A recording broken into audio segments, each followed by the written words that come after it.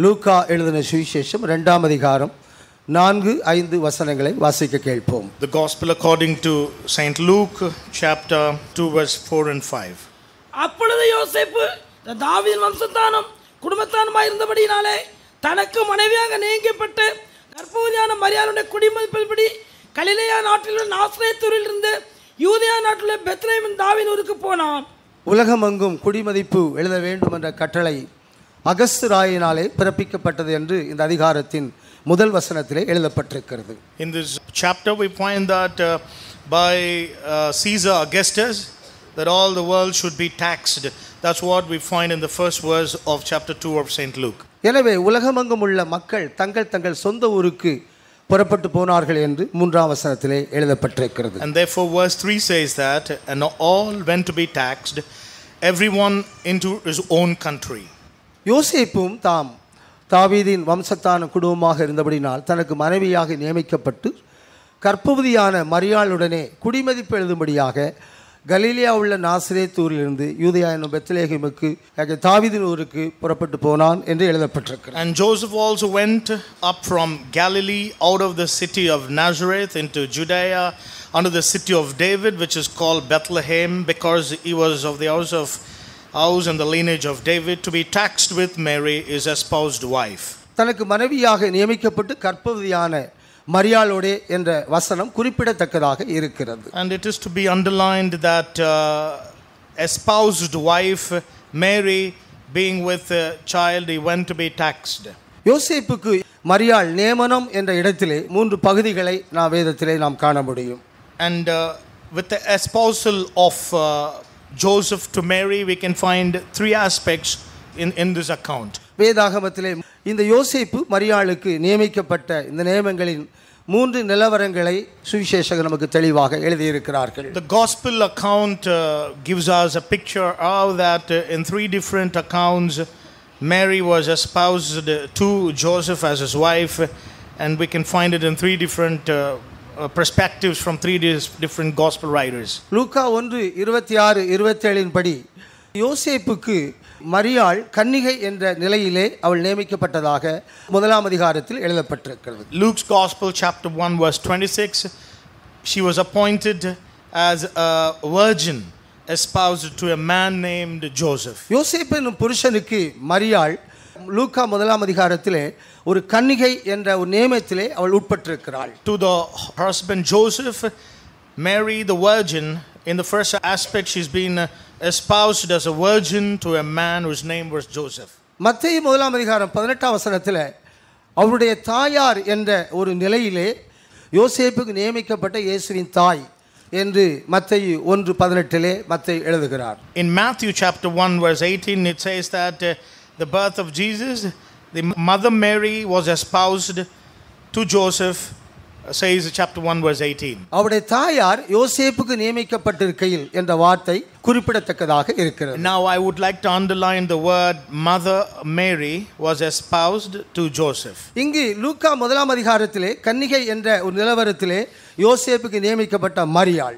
In Luke's account chapter 1 verse 27 it says that to virgin espoused to a man named Joseph. இங்கு மத்தேயு 1ஆம் அதிகாரம் 18ஆம் வசனத்திலே இயேசுடைய தாயார் என்ற நிலையிலே யோசேப்புக்கு நியமிக்கப்பட்ட மரியாள். In Matthew Gospel chapter 1 verse 18 it says that mother Mary was espoused to Joseph by the Holy Ghost. இங்கு லூக்கா 2ஆம் அதிகாரம் 4-5 வசனங்களிலே யோசேப்புடைய மனைவியாக நியமிக்கப்பட்டு கர்ப்பவதியான மரியாள் என்ற நியமத்திலே 3வது நிலையிலே நாம் காண்கிறோம். In Luke's Gospel chapter 2 verse 5 and 6 it says that to be taxed with Mary his espoused wife, being great with a child. கன்னிகையாக நியமிக்கப்பட்ட ஒரு நியமம்.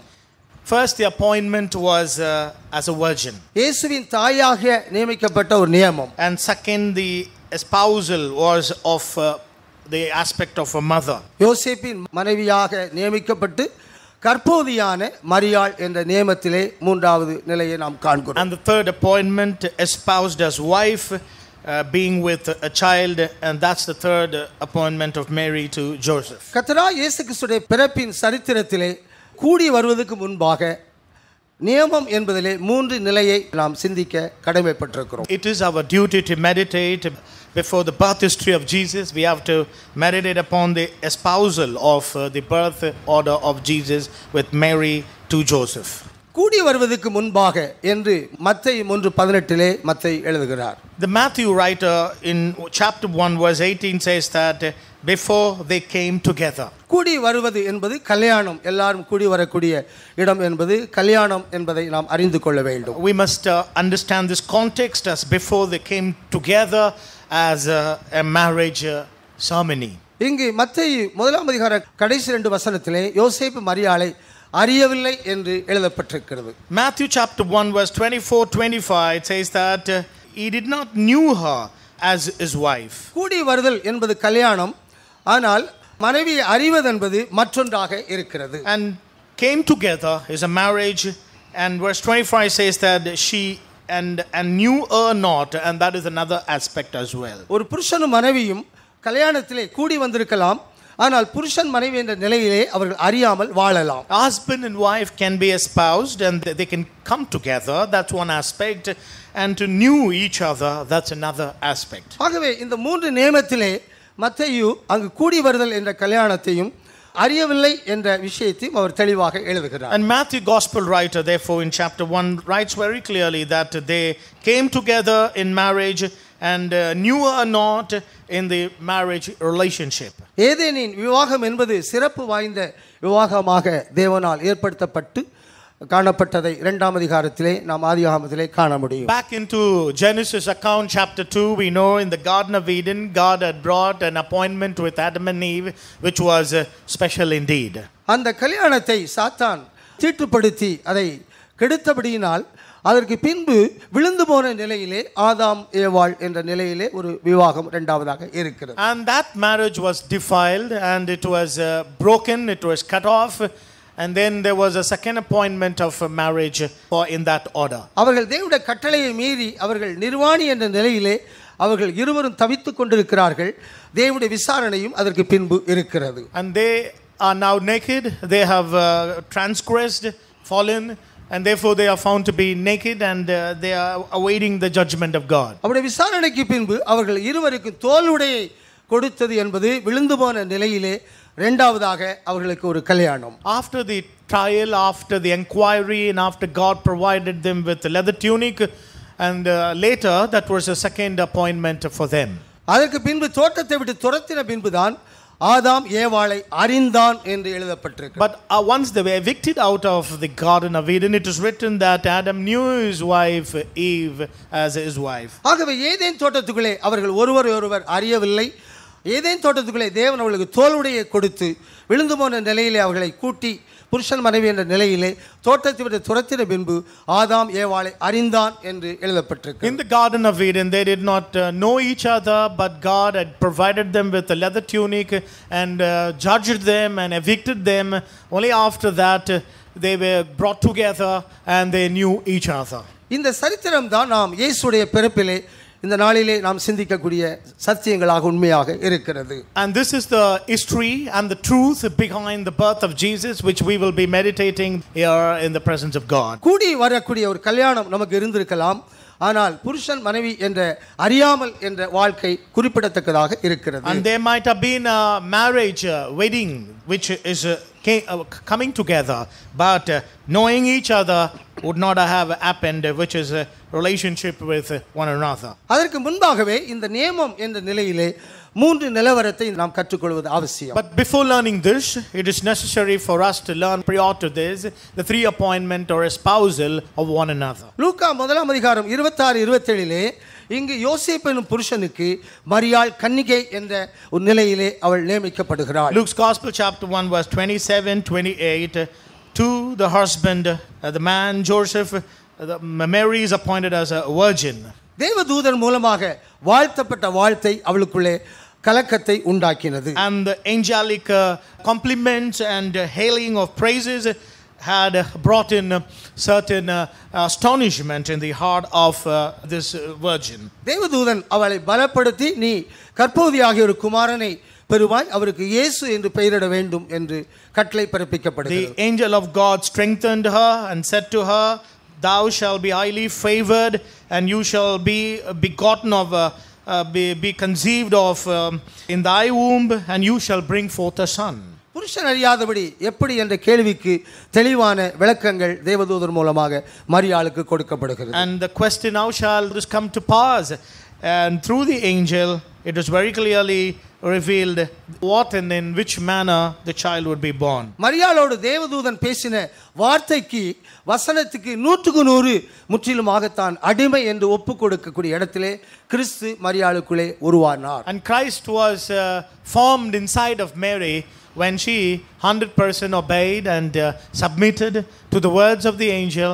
Mary committed herself to each and every word which the angel had spoken to her. லூக்கா 1:26 இலிருந்து 38 முடிய இந்த கன்னிகை என்ற மரியாளோடு தேவதூதன் இடப்பட்டு தன்னை அடிமை என்று ஒப்புக் கொடுத்த இடத்திலே கிறிஸ்து மரியாளுக்குள்ளே உருவாகுகிறார். From 26 to 38, Luke's Gospel, chapter 1, the words of the angels to Mary, and she submitted and committed.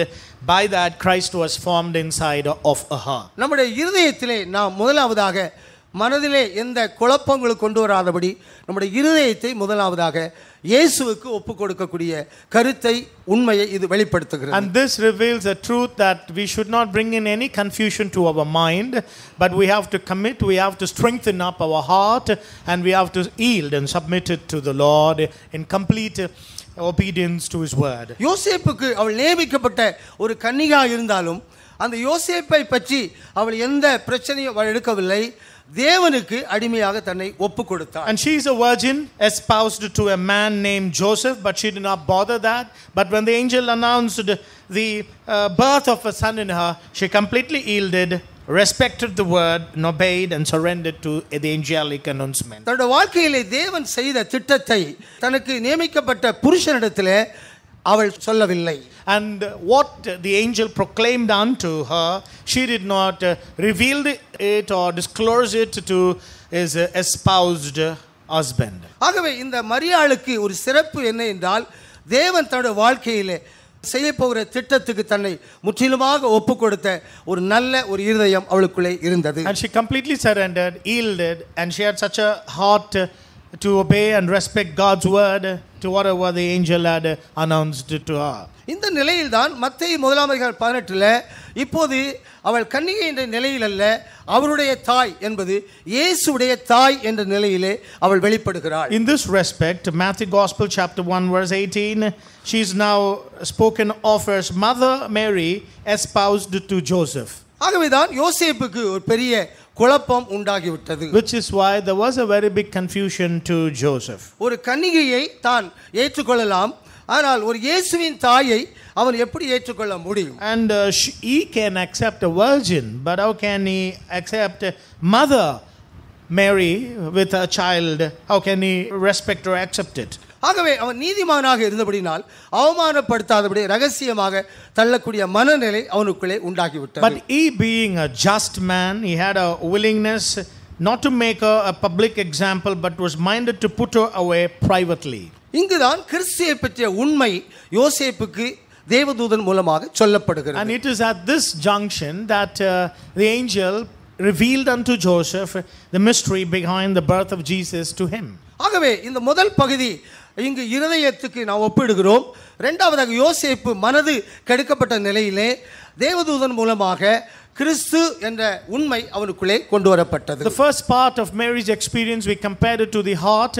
Now coming to Joseph, when his mind was corrupt, and that is the aspect of mind which was rectified by the word of the angel, and he corrected his mindset. 2 கொரிந்தியர் 11:3 உங்கள் மனதும் கிறிஸ்துவை பற்றி உண்மை என்று கெடுக்கப்படுமோ என்று பயந்திருக்கிறேன் என்ற நேமத்தோடு தான் பவுல் அதை எழுதுகிறார். 2 Corinthians chapter 11 verse 3, Paul also writes saying that I fear lest your mind too be corrupted from the simplicity which is in Christ Jesus. 11:2 உங்களை கிறிஸ்து என்ற ஒரே புருஷனுக்கு கன்னிகையாக நான் நியமித்திருக்கிறபடினால் வைராக்கியம் கொண்டிருக்கிறேன். 2 Corinthians chapter 11 verse 2, he says I am of godly zeal because I have appointed you to one husband Jesus as a chaste virgin, writes Paul about the church and believers. யோசேப்புக்கு ஒரு கன்னிகை நியமிக்கப்பட்டது ஒரு மகிழ்ச்சி தான், ஒரு வைராக்கியம் தான். It is a joy, it is a zeal that a virgin was appointed to Joseph as his espoused wife. அவள் கர்ப்பவதியானாள் என்பது அவனுக்குள்ளே குழப்பத்தையும் மனதிலே ஒரு கெடுக்கக்கூடிய ஒரு எண்ணத்தையும் கொண்டு வந்து விட்டது. But when it was said to him that she is conceived of a child, and that corrupted his mind and brought in a confusion and distortion in his mind. நீதிமான் அவமானப்படுத்த விரும்பவில்லை, ரகசியமாய் தள்ளிவிடலாம் என்ற மனதிலே ஒரு கெடுதல் எண்ணம் உண்டானது. Being a just man, not willing to make a public example, was minded to put her away privately. ஆகவேதான் இந்த பவுல் 2 கொரிந்தியர் 11:2 நியமத்துக்கு பின்பு உங்கள் மனதும் கெடுக்கப்படுமோ என்று பயந்திருக்கிறேன் என்று எழுதுகிறார். Which is why in 2 Corinthians chapter 11 verse 2, after the appointment, Paul writes that I fear lest your minds be corrupted from the simplicity which is in Christ Jesus. இங்கு யோசேப்புடைய மனது குழப்பமும் கெடுக்கப்பட்ட நிலையில் இருந்தபடியினால் கிறிஸ்துவை பற்றிய உண்மை தேவதூதன் மூலமாக யோசேப்புக்கு சொல்லப்பட்டது. Even in the case of Joseph, his mind was corrupt, his mind was distorted, and therefore through the angel it was said to him that the child was appointed by the Holy Ghost, and that rectified his mind. இங்கு தாவீதின் வம்சத்தானாகிய யோசேப்புக்கு கிறிஸ்து மெல்கிசேதேக்கின் முறையின் ஆசாரியனாக பிறக்கிறார் என்பது அவனுக்கு வெளிப்படுத்தப்பட்ட உண்மை. The truth which was revealed to Joseph by the angel was Joseph, who comes from the tribe of Judah, of the lineage of David, to him there is born a priest after the order of Melchizedek. மத்தேயு 1 அதிகாரம் மெல்கிசேதேக்கின் முறைமையின் ஆசாரியனாக அவர் பிறக்கிறார் என்ற உண்மை யோசேப்புக்கு தெளிவாக சொல்லப்படுகிறது. Matthew Gospel chapter 1, through the angel to Joseph, the gospel that Melchizedek ordered a priesthood is born is clearly proclaimed to Joseph. அவனுக்கு ராஜாவாக அவர் பிறக்கவில்லை என்று சொல்ல வேண்டிய அவசியம் இல்லை, ஏனென்றால் அவன் ஒரு யூதா கோத்திரம். It is not necessary to say unto him that a king is born, because he is already from the tribe of Judah. மத்தேயு 1 அதிகாரத்தில் மரியாளுக்கு தான் அவர் தாவீதின் குடும்பத்தை அரசாட்சி செய்வார் என்று அவள் லேவி கோத்திரமாக இருக்கிறதுனால யூதா கோத்திரத்து ராஜரிகத்தை பற்றி மரியாளுக்கு தான் சொல்ல வேண்டியது இருந்தது. So therefore it was necessary to say proclaim it to Mary, because she comes from a tribe of Levites, and therefore it was necessary to declare that a king would be born and should rule from the house of Jacob on the throne of David. மரியாளுக்கு ராஜரிகத்தை பற்றி சொல்லப்பட்டிருக்கிறது, ஆனால் யோசேப்புக்கு ஆசாரிய ஊழியத்தை பற்றி சொல்லப்பட்டிருக்கிறது. Unto Mary it was said about the royalty, but to Joseph the priesthood was declared. ஆகவே இந்த நியமத்தின் 2 நிலையிலே போன பின்பு மூன்றாவதாக நம்முடைய இருதயம் மனதும் ஒருமனப்பட்டு சரீரத்திலே நாம் கிறிஸ்துவை நாம் வெளிப்படுத்த வேண்டும். After this declaration and proclamation and these appointments, we have to reveal or bring forth Jesus in our body as well. இருதயத்திலே மரியாள் ஒப்பு கொடுத்தாச்சு, மனதிலே கெடுக்கப்பட்ட இங்கு யோசேப்பு மனதை சரிப்படுத்தி இருதயம் மனதும் ஒன்றாக இசைந்து விட்டது. In the case of Mary, her heart was established. In the case of Joseph, his mind was rectified. The heart and mind is set right, and it is aligned with one accord. இப்போது கூடி வரவில்லை, மரியாளை அவர் அறியவும் இல்லை. யோசேப்பு தனக்கு நியமிக்கப்பட்ட மனைவியான கர்ப்பவதியான மரியாளை சேர்த்துக்கொண்டு நாசரேத்தூரிலிருந்து பெத்லகேம் ஊருக்கு அவன் கூட்டிக் கொண்டு வருகிறார். And now they haven't known each other, but he brings forth from Bethlehem to Nazareth. இங்கு இந்த யூதா கோத்திரத்திலே இந்த நடக்கக்கூடிய இந்த சம்பவம் ஆதியாகமம் 38 யூதாவிலே நடந்த ஒரு சம்பவத்தை நாம் நினைவுக்கு கொண்டு வருவோம். What happens here in the case of Joseph and the family happens back in Genesis chapter 38 with Judah as well. யூதாவுக்கு Tamar 2 குமாரனை அவள் பெற்றெடுத்தாள். Unto Judah 2 sons were born through Tamar. அதுக்கு பின்பு யூதா தாமாரை அறியவில்லை என்று சொல்லப்பட்டிருக்கிறது. It is written in Genesis 38 account that after that Judah knew not Tamar. ஆகவே யூதா தாமாருக்கு பெற்ற இந்த குடும்பம் யூதா கோத்திரத்துக்கு அனைத்துக்கும் வாழ்த்துக்குரிய குடும்பமாக இருக்கிறது. And the children Judah brought forth through Tamar, they are being blessed, and they are a praiseworthy generation in all of Israel. யூதாவும் தாமாரும் கூடி வரவில்லை, ஆனால் அவர்கள் அதுக்கு பின்பு தாமாரை அறியவில்லை என்ற இடத்திலே யூதாவுடைய வீட்டில் தான் தாமார் இருக்கிறார். And Judah and Tamar, they knew not each other after that, but Tamar remains in the house of Judah after that. ஆகவே இந்த யூதாவுடைய இந்த வம்ச வரலாறிலே வந்த இந்த யோசேப்பு இந்த மரியாள் என்ற இருவரும் இந்த நிலையிலே அவர்கள் தங்களை வெளிப்படுத்தி இருக்கிறார்கள். Therefore Joseph, who came in the lineage of Judah, had also similarly revealed knowing not experience, which was from the forefather Judah. இந்த யூதா தாமாரை அறியவில்லை என்ற நிலையிலே தான் இந்த யூதா தாமார் என்ற அந்த குடும்பம் முழுவதுமாக தங்களுடைய வாழ்க்கையிலே ஏங்கிக் கொண்டு இருந்தது. The entire life of Judah and Tamar after the conception of their children, it is recorded they knew not each other.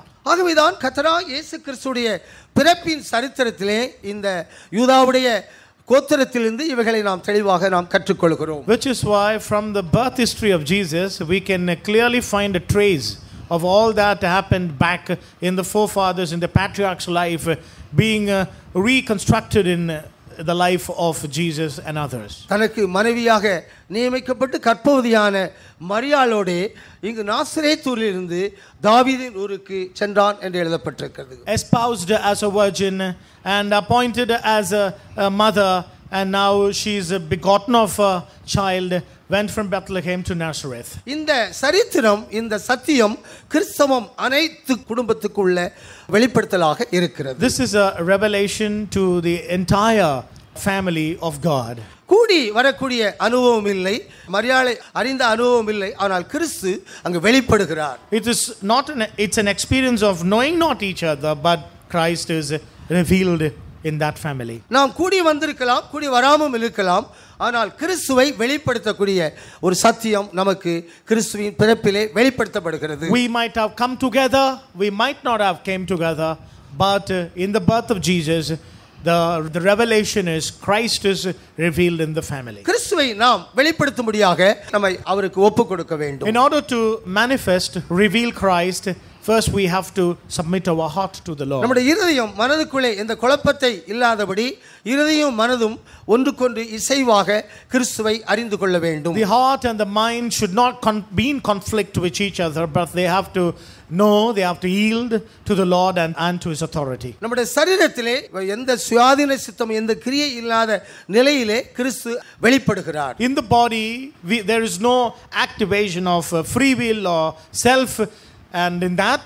respect Christ is revealed. சரீரத்திலே நம்முடைய விருப்பம் சித்தம் இல்லாதபடி தேவ சித்தத்துக்கு ஒப்புக் கொடுக்கும்போது கிறிஸ்து நம்மளுக்குள்ளே வெளிப்படுவார். In the body, when we don't have our personal likes, desires and self motivated ambitions, then Christ will be revealed in our body. ஆகவே இந்த கிறிஸ்துவின் பிறப்பில் இந்த நேமத்தின் நிலையில் மூன்று நிலையை இந்த நாளிலே நாம் கற்றுக்கொண்டோம். And therefore in the birth of Jesus, the espousal three orders we just now meditated. இதிலே நாம் ரெண்டு பிரிவை நாம் கற்றுக்கொள்ள போகிறோம். லூக்கா யூதருக்கு அதை எழுதுகிறார், மத்தேயு பிரஜாதிகளுக்கு அதை எழுதுகிறார். And now through other dimensions we are going to learn from the gospel account of Luke and the gospel account of Matthew. Matthew writes for the Gentile and Luke writes for the Jewish. ஆபிரகாமின் சந்ததியில் இயேசு தோன்றினாலும் இங்கு மத்தேயு சுவிசேஷத்திலே அவர்கள் பிரச்சனைக்குள்ளே போய்விட்டார்கள். And though he was born in Abraham lineage, but in Matthew's account there is a slight distortion, deviation from that order. லூக்கா 2ஆம் அதிகாரத்தில் தான் யூதர்களுக்கு அது சாதகமாக இருக்கிறது. In Luke's chapter 2, the genealogy is in favor of the Jewish people. கிறிஸ்துவின் பிறப்புக்கு பின்பு தேவதூதர்கள் அவரை பணிந்து கொள்கிறார்கள். And after the birth of Jesus, the angels, the angelic host, they come and bow before Jesus. அதற்கு பின்பு மேய்ப்பர்களுக்கு அந்த செய்தி நற்செய்தியாக அறிவிக்கப்படுகிறது. After that, the good news is also proclaimed to the shepherd in the field. 8ஆம் நாளிலே விருத்தசேதனப்படுகிற நாளிலே Simeon அவரை எடுத்து தீர்க்க தரிசனம் உரைக்கிறார். On the 8th day when Jesus was circumcised, Simeon took the child Jesus and uttered prophecy. தொடர்ச்சியாக இந்த நாளிலே அன்றாள் என்ற அந்த தீர்க்கதரிசியும் ஆண்டவரை பற்றி போதகம் பண்ணுகிறார். On that very same day, a prophetess by name Anna, she also gave a lecture about Jesus. கிறிஸ்துவின் பிறப்பில் இந்த லூக்கா சுவிசேஷகன் 4 பகுதிகளை யூதருக்கு சாதகமாக எழுதினார். And Luke had written 4 layers of truth in favor of the Jewish people in the birth of Jesus. தேவதூதர்கள், மேய்ப்பர்கள், Simeon, இந்த அன்னாள் என்ற 4 பேரும் யூதர்களுக்கு சாதகமாக இருக்கிறார்கள். Angelic host, the shepherds and Simeon as well as the prophet, the old prophetess Hannah, all are in favor and support of the Jewish people. ஆகவே இயேசுடைய பிறப்பு யூதர்களை பெந்தேகோஸ்தே நிலையிலே கொண்டு வந்து கொஞ்ச காலம் யூதர்கள் பெந்தேகோஸ்துக்குள்ளே வரக்கூடிய நிலையிலே இந்த இரண்டாம் அதிகாரம் மிகவும் சாதகமாக இருக்கிறது. Chapter 2, Saint Gospel according to Luke is in favor, supports the Jewish perspective, and therefore they for certain century the Jewish were with the church. மத்தேயு இரண்டாம் அதிகாரம் இஸ்ரவேலருக்கு யூதருக்கு எதிரான ஒரு அதிகாரம். But Matthew chapter 2 is against Israel, is against the Jewish people. ஆகவேதான் இந்த சாஸ்திரிகள் நம் நாட்டிலிருந்து போனார்கள் என்ற அநேகர் சொல்லுகிறார்கள். And the wise men, the magi, some historians, they say they must have traveled from our continent, our country. ஆகவே இந்த மூன்று சாஸ்திரிகள் அந்நியர்கள், அவங்க யூதர்கள் அல்ல. அங்கு போனபடினால் பெரிய பிரச்சனைகள் அங்கு உண்டாக்கப்படும். And these three wise men, magi, they were not Jewish, but they were strangers altogether. And because they went and they proclaimed it to the king, there was a complete chaos in that city on that particular day. ஆபிரகாமின் சந்ததிக்கு இஸ்ரவேலுக்கு யூதருக்கு விரோதமான மூன்று தீர்க்கதரிசனங்கள் அந்த அதிகாரத்திலே நிறைவேற்றப்படுகிறது. And in this chapter, three contrary against prophecies against the Jewish was completed or accomplished here. எய்த்தில் எனக்கு குமாரனை வரவழைப்பேன் என்பது ஆபிரகாமுடைய சந்ததிக்கு விரோதமான ஒரு தீர்க்கதரிசனம். The first prophecy, I will call my son out of Egypt, is a negative prophecy to the Jewish people. எரேமியா எழுதின அழுகையும் புலம்பலும் ராகேல் ஆறுதலாக போனாள் என்பது இஸ்ரவேலுக்கு விரோதமாக காணப்படக்கூடிய தீர்க்கதரிசனம். And the second negative prophecy for the Jewish people is what Jeremiah had written about the great lamentation of Rachel, which cannot be consoled, and that is also something negatively accomplished in there. நஸ்ரேன் எனப்படுவார் என்பது அவளுக்கு விரோதமான தீர்க்கதரிசனமாக இருக்கிறது. And the third negative prophecy against the Jewish people is that he shall be called a Nazarene.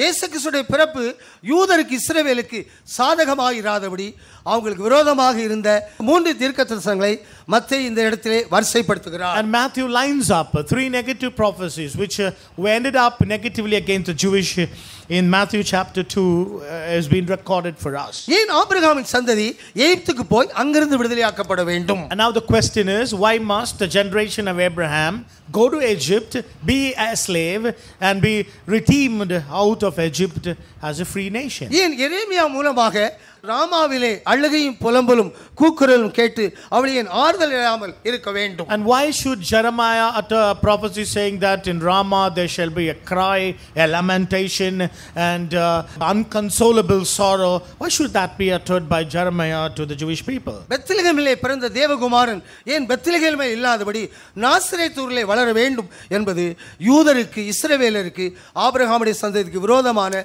மூன்று தீர்க்கதரிசனமாக இருக்கிறது. And the Son of God born in Bethlehem, he should have been there. It would have been relevant for the Jewish people, but he left, but stayed in Nazareth and confused them, and that is also a negative prophecy or negative thing against the Jewish people. இந்த மூன்று தீர்க்கதரிசனங்கள் அவளுக்கு விரோதமாக இருந்த தீர்க்கதரிசனங்கள் நிறைவேறும்படியாகவே நம் நாட்டில் இருக்கக்கூடிய சாஸ்திரிகள் இயேசுவை போய் வணங்கினார்கள். In order that these three prophecies may be accomplished negatively, three wise men, some historians say from our country, they left to that land. மத்தேயு இரண்டாம் அதிகாரம் என்பது இயேசு ஒரு ராஜாவாக பிறக்கவில்லை, ஒரு ஆசாரியனாக பிறந்தார் என்பதை மத்தேயு தெளிவுபடுத்துகிறார். And Matthew also clears the subject that Jesus was not born a king, but Jesus was born a priest.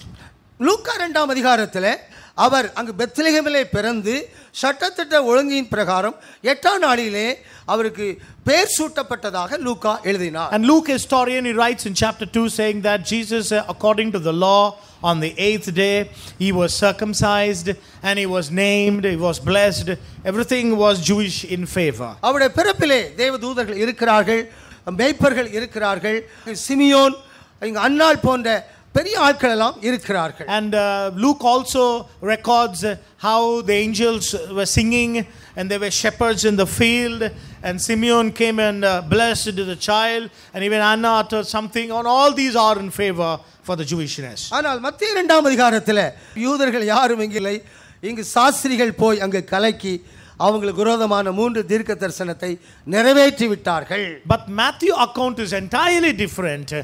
All these witnesses are missing, but three wise men, they went and they confused the land, and they made a commotion there, and everyone got confounded. ஆகவேதான் யோசேப்புக்கு இயேசுவானவர் மெல்கிசேதேக்கின் முறைமையின் ஆசாரியனாக பரிசுத்த ஆவியினாலே அவள் கர்ப்பவதியானாள் என்பது தெளிவாக சொல்லப்படுகிறது. And therefore in Matthew account it is very clearly revealed to Matthew to Joseph that an order of Melchizedek is going to be established in them and for the world, very clearly declared through the angels to them. இயேசுவுடைய வம்ச வரலாறிலே இங்கு அவர் ஆசாரியனுக்கு பிறந்தார் என்பதிலே லேவியராகமம் 21:14 நாம் அதை சிந்திக்கிறோம். And we have to meditate the book of Leviticus 24:16 that Jesus was not born a king but he was born a priest. இங்கு லேவி ஆசாரிய முறையிலே ஒரு ஆசாரியன் ஒரு வேசியையும் விதவையையும் கற்பு கொலைந்தவர்களையும் விவாகம் பண்ணாதபடி ஒரு கன்னிகை விவாகம் பண்ண வேண்டும் என்ற சட்டம் அங்கு போடப்பட்டிருக்கிறது. In the book of Leviticus there is a law that a priest has to marry a virgin and not a harlot or somebody who is lost virginity or some widow. இங்கு லேவியராகமம் 21:14 இன்படி இயேசுடைய வம்ச வரலாறிலே தாமார் என்ற வேசியை முதலாவதாக நாம் காண்கிறோம். But in the genealogy of Jesus we first find a lady by name Tamar who committed harlotry. Ruth என்ற ஒரு விதவையை இரண்டாவதாக நாம் காண்கிறோம். And in the genealogy of Jesus the second lady we find is Ruth. She was a widow. கற்பு கொலைந்த ஒரு பத்சேபாளை மூன்றாவது நாம் காண்கிறோம். And in the genealogy of Jesus the third lady we find Bathsheba who was defiled. நான்காவதாக மரியாள் என்ற கன்னிகையும் நாம் காண்கிறோம். And in the genealogy of Jesus the fourth person we find is Mary the virgin. ஆகவே உன்னதமான தேவனுடைய ஆசாரியன் ஒரு கன்னிகையிடத்தில் நிழலிட்டு கிறிஸ்துவை அவர் பிறப்பித்திருக்கிறார். And the God of the highest he has shadowed on a virgin and born through a virgin. இங்கே லேவியராகமம் 21:14 சட்டத்தின்படி அவருடைய வம்ச வரலாறு எழுதப்பட்டு ஒரு கன்னிகை மூலமாக பரிசுத்த ஆவியினாலே அவர் வெளிப்பட்டார் என்ற உண்மை யோசேப்புக்கு தேவதூதன் மூலமாக அறிவிக்கப்படுகிறது. In the Leviticus there is a law declared in 21:14 saying that a priest should marry a virgin, and that is shadowed up here in Mary the virgin, and through her order of Melchizedek has been established in this world. லூக்கா 2ஆம் அதிகாரத்திலே இயேசுவுக்கு யாரும் காணிக்கை வைத்ததாக சொல்லப்படவில்லை.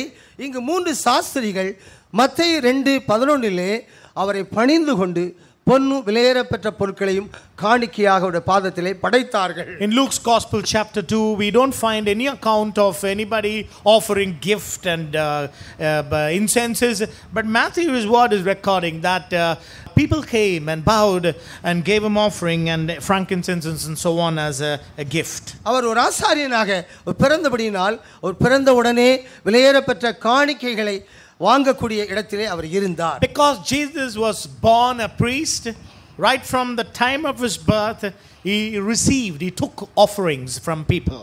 ஆனால் யூதருக்கு ராஜாவாக பிறந்திருக்கிறவர் எங்கே என்று கேள்வியோடு வருகிறார்கள். அவரை ராஜாவாக காணாத இடத்திலே ஆசாரியனாக அவர் காட்சியளித்தார். But these men they come with a question, where is the king of the Jew? But he was not a king of the Jew, but he appeared or was born as a priest to the Jews. ஆகவே அங்கு Abraham Isaac யாக்கோபுடைய சந்ததியிலே அவர் ராஜாவாக பிறக்காதபடி ஆசாரியனாக பிறந்தபடினால் அவளுக்கு விரோதமாக எழுதப்பட்ட 3 தீர்க்க தரிசனங்கள் சாஸ்திரிகள் போனது மூலமாக நிறைவேற்றப்பட்டது. Because in the genealogy of the patriarchs Abraham, Isaac and Jacob was not born a king but he was born a priest, and therefore through the visitation of these wise men this is established there.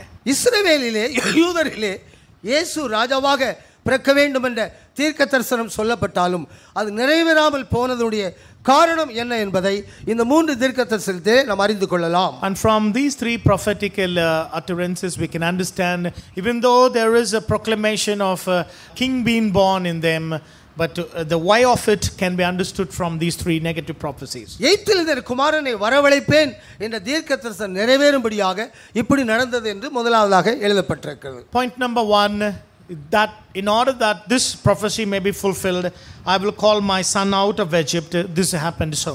Abraham Isaac யாக்கோபுடைய சந்ததியார் எகிப்துக்கு ஏன் போக வேண்டும்? And why must the generation of Abraham, Isaac and Jacob, they must go to Egypt as slaves? தேவன் அவர்களை எகிப்துக்கு கொண்டு போகக்கூடிய திட்டத்துக்குள்ளே அழைக்கவில்லை. ஆனால் அவர்களுடைய குறைபாடு மூலமாக எகிப்துக்கு கொண்டு போகப்பட்டார்கள். But we have to understand, God did not plan it before that they should be slaves. Their slavery is because of their shortcoming, of their failures. இங்கு ஆதியாகமம் 12ஆம் அதிகாரத்தில் யாரிடத்தில் கேளாதபடி பஞ்சத்திலே ஆபிரகாம் தானாகவே எகிப்துக்கு போய்விட்டார். In Genesis chapter 12, Abraham, after his glorious call, without inquiring God, he simply turned back and went into Egypt. இங்கு யாக்கோபை எகிப்துக்கு போக அவர் கட்டளை கொடுக்கிறார். பயப்படுகிறார் யாக்கோபு. ஆனால் நான் உன்னை நடத்துவேன் என்ற ஒரு தைரியம் யாக்கோபுக்கு தேவன் மூலமாக சொல்லப்படுகிறது. Later when Jacob was set to go to Egypt, Jacob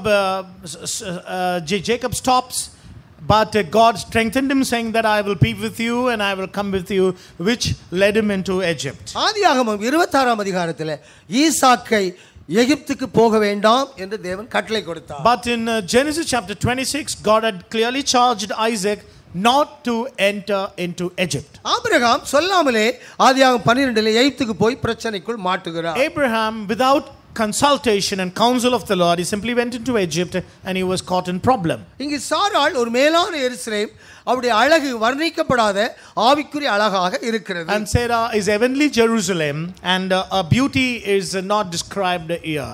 ஆனால் ஆதியாகமம் 12ஆம் அதிகாரத்தில் எகிப்துக்கு கொண்டு போன உடனே அங்கு அரமனையிலே அழகிகள் என்ற நிலையிலே அவர் வர்ணிக்கப்படுகிறாள். But she's been described, she's been exemplified and amplified when she was taken to the Pharaoh's palace as a beautiful and so on. பஞ்சத்துக்கு எகிப்துக்கு போன ஆபிரகாம் பல பிரச்சனைகளோடு அங்கு எகிப்திலிருந்து திரும்பி வருகிறார். But he was caught up in a lot of problems and returned back out of Egypt. ஆதியாகமம் 15ஆம் அதிகாரத்தில் பலி செலுத்தின குறைபாடினாலே உன் சந்ததியார் எகிப்துக்கு போவார்கள், அறியாத தேசத்துக்கு போவார்கள் என்று 12, 13, 14 வசனத்திலே எழுதப்பட்டிருக்கு. In Genesis chapter 15, it is said that because of the shortcoming and lapse of Abrahamic sacrifices, God said that your generation will go into Egypt as slaves, and that's what we find in Genesis chapter 15. 14ஆம் அதிகாரத்தில் ராஜாக்களை முறியடித்த Abraham இங்கு அவருடைய சந்ததியார் ராஜ்யங்களுக்கு அடிமையாகவே போகிறார்கள். In chapter 14, Abraham was a warrior and showed himself great by defeating great powers, but in chapter 15 he became so poor in his submission to the Lord. இந்த உலக ராஜ்யங்களை முறியடிக்கக்கூடிய அளவில் ஆபிரகாமுக்கு பிள்ளை இல்லாவிட்டாலும் அவன் வீட்டிலே பிறந்த 300 பேரை கொண்டு ராஜாக்களை முறியடித்த Abraham. In Genesis chapter 14, when the enemies came against him, though he had no child, but the children born in his very home, he trained them up, took them and defeated the kings and brought forth victoriously back home. ஆகவேதான் ஆபிரகாமுடைய சந்ததியார் ராஜ்யங்களுக்கு முழு உலக ராஜ்யங்களுக்கு அடிமைகளாகவே அவர்கள் இருந்தார்கள். And chapter 15 is the reason why Abraham's generation, they were back and forth slaves to the nations of the world. எகிப்து என்ற உலக ராஜ்யத்துக்கு மாத்திரமல்ல, தொடர்ச்சியாக இருக்கக்கூடிய அனைத்து உலக ராஜ்யத்துக்கும் அடிமைகளாகவே ஆபிரகாமின் சந்ததியார்கள் இருந்தார்கள். The generation of Abraham, they were slaves to nations of the world, beginning from Egypt on and on to many other nations as well. வெளிப்படுத்தல் 17 படி கடைசி அந்த கிறிஸ்துவின் அந்த ராஜ்யத்துக்குள்ளும் இஸ்ரவேலர்கள் அடிமைகளாகத்தான் இருக்க போகிறார்கள். And finally they will be slaves even to the Antichrist regime, which will be revealed in the coming times. கிறிஸ்து அவர்களை அந்த நிலையிலிருந்து விடுதலையாக்கி 1000 வருஷம் இந்த பூமியிலே அவர்களை வைத்து ஆளுகை செய்ய போகிறார். But Christ will come victoriously and he will defeat the enemy Antichrist, redeem his people, and he will reign and rule with him for a millennium in Jerusalem. மீகா 5:2 படி அவர் இஸ்ரவேல் குடும்பத்தை அரசாட்சியும்படியாக பெத்லகேமிலே பிறந்தார் என்ற வார்த்தை தீர்க்கதரிசி மூலமாக சொல்லப்பட்டாலும் பின்புதான் அந்த வசனம் நிறைவேற்றப்படுகிறது. In Micah chapter 5 verse 2, it is said that the going forth has been from everlasting, but it is later accomplished in his life. ஆபிரகாமின் சந்ததியார் யூதர்கள் அனைவரும் தங்கள் காலங்களிலே அவர் ராஜாவாக பிறப்பார் என்று அவர்கள் எதிர்பார்த்து கொண்டிருந்தார்கள்.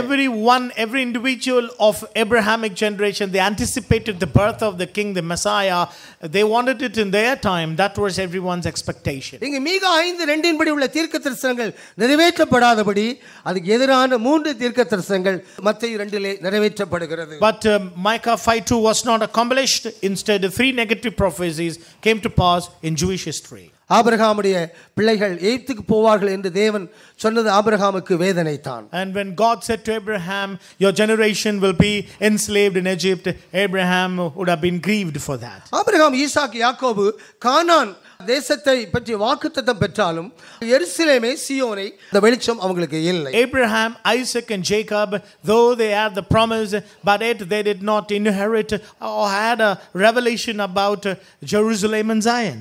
கானான் தேச வாக்குத்தத்தம் கொடுக்கப்பட்டதிலே அவங்களுக்கு வெளிச்சம் எருசலேம் சீயோன் தான் அவங்களுக்கு வெளிச்சம். When God promised them that he will give them the land of Canaan, the ultimate purpose was Zion and Jerusalem to be revealed to them. அந்த வெளிச்சம் யூதா கோத்திரத்துக்கு தாவீதுக்கு இருந்தபடியினால் 2 சாமுவேல் 7:10 படி அவனை நாட்டினேன் என்று அவர் சொல்கிறார். But Judah's David back he had that revelation. Therefore in 2 Samuel chapter 7 verse 10 God said, I have established you, I will build a house for you. சீயோன் எருசலேம் என்ற வெளிச்சம் இருப்பவர்கள் தான் வாக்குத்தத்தத்திலே நாட்டப்படுவார்கள். And those who have the revelation of Zion and Jerusalem, only they will be established, be built on the promise. அந்த வெளிச்சம் Abraham, ஈசாக்கு, யாக்கோபுக்கு இல்லாதபடினால் அவர்கள் கானானை சுதந்தரிக்க முடியவில்லை. But Abraham, Isaac and Jacob, historically they failed to inherit the land of promise because they did not have the light and vision about the central, the nucleus of what God had promised them. எகிப்திலிருந்து விடுதலையாக்கப்பட்ட இஸ்ரவேல் ஜனங்கள் ஆபிரகாமின் சந்ததியார் தாவீது வரைக்கும் அவர்கள் கேட்டின் புத்திரராக, நியாயக்கேட்டின் புத்திரராக, ஒரு இளைப்பாறுதல் இல்லாதவர்களாகவே அவர்கள் வாழ்ந்தார்கள். But later, beginning from the liberation of the Jewish people till David's ascent, they were all children of wickedness and children of judgment and condemnation. சிறுவேலன் குமாரன் சேஷ்டபுத்திரன் என்று சொன்னாலும் எகிப்தில் அவர்களை விடுதலையாக்கி கொண்டு வந்தாலும் அது தேவனுடைய மனதிலே உள்ள திட்டத்துக்கு விரோதமான செயலாகவே இருந்தது என்பதை நாம் அறிந்து கொள்கிறோம். And though God said that Israel is my firstborn, Israel my son, we have to remember that was not originally intended, that slavery, but it was an alteration of God's purpose because of some disobedience. ஆகவே எகிப்தில் இருந்த குமாரனை வரவழைப்பேன் என்ற தீர்க்கதரிசனம் நிறைவேறும்படியாக அப்படி நடந்தது என்பது இஸ்ரவேலுக்கு யூதருக்கு விரோதமாக உள்ள தீர்க்கதரிசனம். And when God said I will call my son out of Egypt is accomplished prophecy negative against the Jewish people, which is recorded here. பெத்லகேமிலே பிறந்த குமாரன் ஏன் ராவோட ராவாக எகிப்துக்கு போக வேண்டும்? விரோதமான தீர்க்கதரிசனத்துடைய செயல்தான் அது. Son born in Bethlehem, overnight why should he end up in Egypt? This is a prophecy which has to be accomplished negatively in the Jewish people's life hereafter. இரண்டாவது தீர்க்கதரிசனம் எரேமியா தீர்க்கதரிசி மூலமாக சொல்லப்பட்டது நிறைவேறும்படியாக இப்படி நடந்தது என்று தொடர்ச்சியாக எழுதப்பட்டது. And the second negative prophecy came from the mouth of prophet Jeremiah. What he uttered has to be accomplished is what is recorded in Matthew. இது எரேமியா 31 அதிகாரத்திலே 15 வசனத்திலே தீர்க்கதரிசனங்கள் நிறைவேறும் என்று சொல்லப்பட்டிருக்கிறது. In Jeremiah chapter 31 verse 15 it is said that this will come to pass. இந்த விரோதத்துக்கு காரணம் என்ன என்றால் யாக்கோபை அநாதி சிநேகத்தினால் சிநேகித்தாலும் அந்த சிநேகத்துக்குள்ளே முற்றிலும் யாக்கோபு இல்லை. And now what is the reason? Why should this happen? Because though God loved Jacob with an everlasting love, he did not find in central to that purpose of love. ஆபிரகாமுடைய குறை மூலமாக எகிப்துக்கு போனார்கள் என்று சொன்னேன். இங்கு யாக்கோபுடைய குறை மூலமாகத்தான் எரேமியா 31 அழுகையும் புலம்பலும் ராமாவிலே கேட்கப்பட்டதாக இருக்கிறது என்று சொல்லப்பட்டது. I told you because of the lapse and shortcoming of Abraham they went to Egypt. Now the lamentation of Rama, a voice heard, bitter weeping, this is because of father Jacob. இங்கு எப்ராயிமுக்கு விரோதமாக சொல்லப்பட்ட வார்த்தைகள் தான் எரேமியா 31 அதிகாரம். And Jeremiah chapter 31 is a chapter which is against Ephraim. Ephraim பொய்யரும் வஞ்சகருமாக யெரொபெயாம் தலைமையிலே எங்க போனாங்களே தெரியல போய்விட்டார்களே. Under the leadership of Jeroboam, Ephraim, the tribe, entire tribe is led astray. We don't know where they are gone. They are gone into slavery. இந்த எப்ராயிம் என்பது யோசேப்புடைய இளைய குமாரன் யாக்கோபுடைய சின்ன பேரன். Ephraim is the younger son of Joseph and grandson of Jacob. இந்த எப்ராயிமை சேஷபுத்திரன் என்ற இடத்திலே கொண்டு வரக்கூடிய திறமை யாக்கோபுக்கு இருந்தது. And Jacob had such subtlety to bring this younger son of Joseph into the birthright. தனக்கு பிறந்த பிள்ளைகள் தான் தனக்கு சுதந்திரத்திலே கொண்டு வர முடியும். ஆனால் பேர பிள்ளைகளையும் தன்னுடைய பெற்ற பிள்ளைகளுடைய சுதந்திரத்தோடு இணைக்கிறான் யாக்கோபு. And Jacob, it is legally accepted, only his children can be legal heirs, but he wants his even grandchildren to find part in that fellowship of heirship. And that is what his subtlety is all about. தேவனவனை அநாதியாக சிநேகித்த சிநேகம் எங்கு போகிறது என்பதை நாம் அறிந்து கொள்ளலாம். And now we can understand the everlasting love God loved Jacob. Where it is misled can be fixed here. உன்னுடைய பிள்ளையை காட்டிலும் உன்னுடைய பேர பிள்ளையை சேஷபுத்திரனாக கொண்டு வந்த திறமை யாரும் ஒன்றும் செய்யலை. அப்படி இருந்தாலும் அந்த கொண்டு வந்த ஆள் ரொம்ப மோசமாக போனது வேதனை. But you have done something.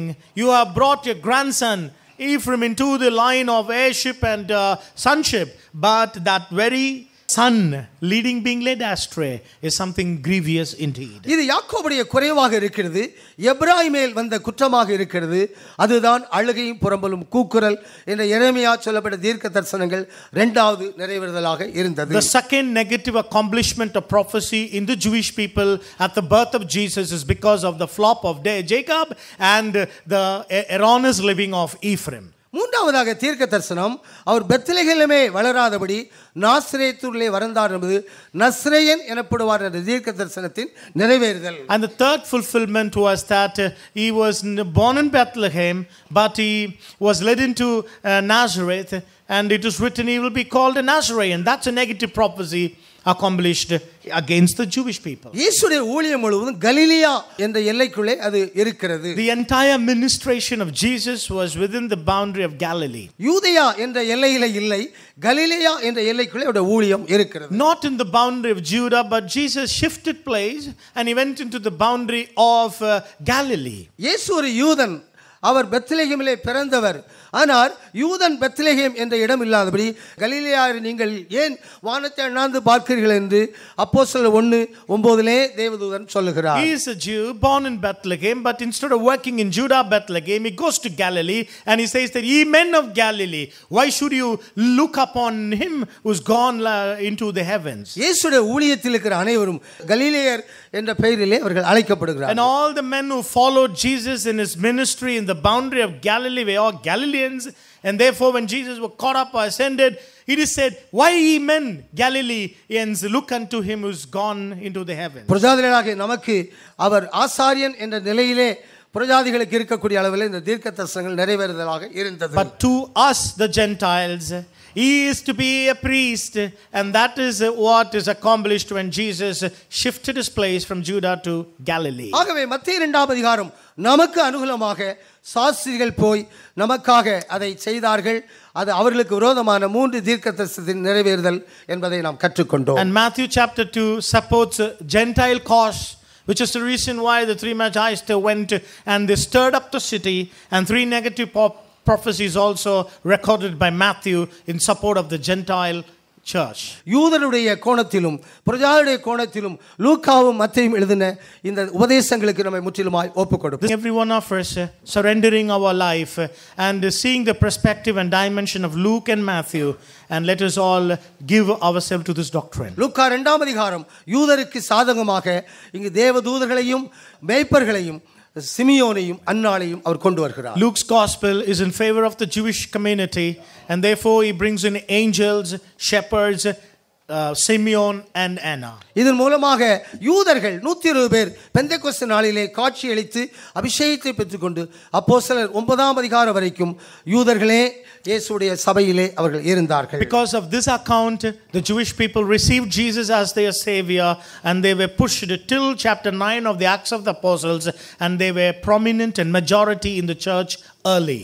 Pavul பிரஜாதிகளுக்கு ஊழியக்காரனாக இருந்தபடினால அப்போஸ்தலர் 10ஆம் அதிகாரத்தின் தொடர்ச்சியான அதிகாரங்கள் நமக்குரியா இருக்கனால மத்தேயு 2ஆம் அதிகாரத்திலே சாஸ்திரிகள் போய் அவர்களுக்கு விரோதமாக சொல்லப்பட்ட 3 தீர்க்கதரிசனம் நிறைவேற்றி விட்டார்கள். And because Paul is a Gentile apostle, and therefore this is in favor of us, the wise men went and offered up sacrifice with respect to his priesthood. அவர் ராஜாவாக பிறக்காதபடி அவர் நமக்கு ஆசாரியனாக பிறந்திருக்கிறார். Jesus is not born a king for us, but he is born a priest for us. சாஸ்திரிகள் அவர் பிறந்தவுடனே அவருக்கு காணிக்கையை செலுத்தக்கூடிய பாக்கியத்தை பெற்றுக்கொண்டார். The wise men, they were privileged enough to lay before the priest offerings and sacrifice. ஆரோனின் முறைமைக்கு முடிவு கட்டி மெல்கிசேதேக்கு முறைமையின் ஆசாரியனாக இயேசு பிதாவின் வலது பாசத்திலே இருக்கிறார்.